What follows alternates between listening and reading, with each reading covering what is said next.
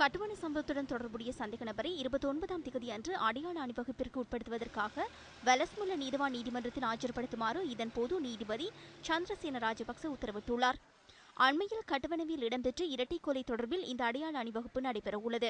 2002ஆம் ஆண்டில் தங்காலி சிறைச்சாலையில் தடுத்து வைக்கப்பட்டிருந்த போது தப்பியோடியமை, மித்தேனிய பகுதியில் இடம்பெற்ற ஆட்கொலை மற்றும் கொலை முயற்சி ஆகிய சில வழக்குகள் தொடர்பில் இந்த நபர் நேற்று நீதிமன்றத்தில் ஆஜராகியிருந்தார்.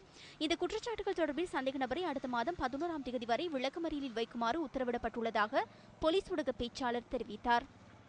ඔහු ඇත්තටම දැනට නිරාවිද පුද්ගලයෙක් ඔහුට විරුද්ධව විශාල අභියෝගයක් තියෙන உண்மையில் அவர் தற்போது நிராயுத பாணி ஆவார்.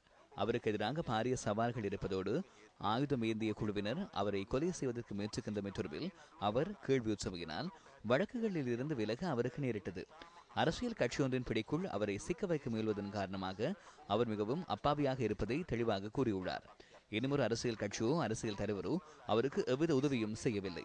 உயிரை பாதுகாத்துக் கொள்வதற்காக தம்மை விளக்கமறியலில் வைக்குமாறு மேல் நீதிமன்ற நீதிபதியிடம் அவர் மன்றாடி கேட்டுள்ளார். வேறு சந்தர்ப்பங்களில் பிணை வழங்குமாறு கோரிக்கை விடுக்கிறோம். இன்று நாம் அவரின் உயிரை பாதுகாக்குமாறு கேட்கிறோம்.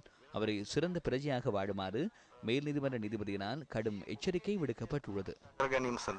ඔහුට හොඳ පුරවැසියෙක් හැටියට ජීවත් වෙන්නට මහාධිකරණ විනිසුරුතුමන් විසින් දැඩි ලෙස අවවාද කළා.